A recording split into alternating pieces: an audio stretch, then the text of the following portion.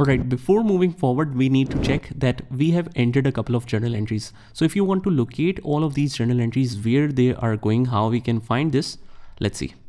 So from the dashboard or from anywhere, basically what we can do is two things.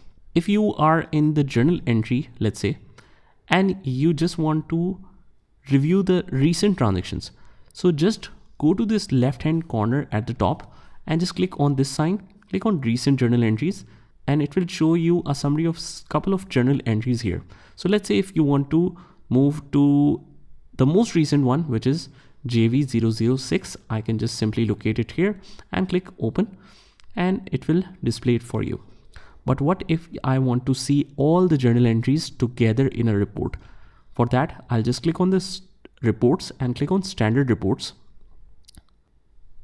And from here, either we can locate it at the bottom or otherwise I can just simply write journal here and it will show us the journal entry. But if we want to see it in the detail in a group, so for my accountant is the area where you will extract this. I'll just click on journal and let's specify the right period, that is 1st of January till date. And these are all the journal entries that we have entered so far, including the opening balances, as you can see.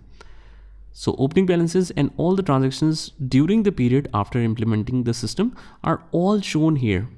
So whether you want to sort this or change this, customize this, you can locate all of these entries and you can change it in real time. For example, if you want, for example, if you find the problem in this journal entry, you can just simply click on this and it should take you to the original journal entry.